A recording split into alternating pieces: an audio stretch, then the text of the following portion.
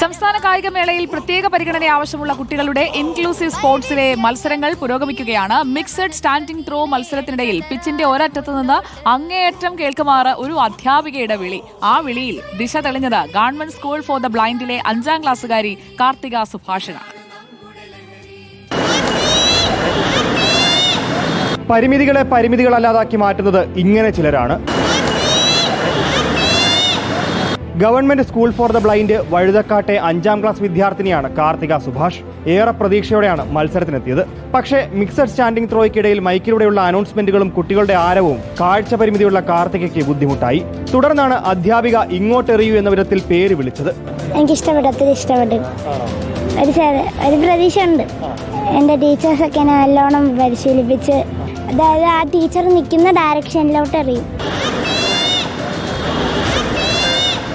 നന്നായി പെർഫോം ചെയ്യാനായതിന്റെ ആത്മവിശ്വാസം കാർത്തികയ്ക്കുണ്ട്. ഫ്രണ്ട്ഷിപ്പായിട്ടാണ് നമ്മൾ അവരോട് ഇടപെടുന്നത്.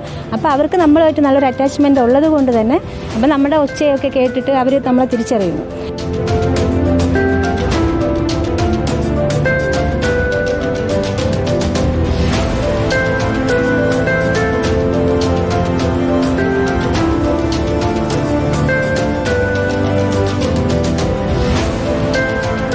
പ്രതിബന്ധങ്ങളുടെ മൈതാനത്ത് കാർത്തിക എന്ന പേരെടുത്തുള്ള വിളിയുണ്ടാക്കിയ ആത്മവിശ്വാസവും പിൻബലവും തന്നെയാണ് ഇൻക്ലൂസീവ് മത്സരത്തെ വ്യത്യസ്തമാക്കുന്നത്.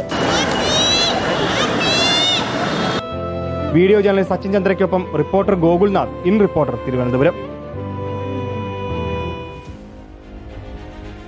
ഇങ്ങനെയുള്ള അധ്യാപകർ കൂടെയുള്ളപ്പോൾ എങ്ങനെയാണ് ആ കുട്ടികൾ തോറ്റുപോവുക, അല്ലേ?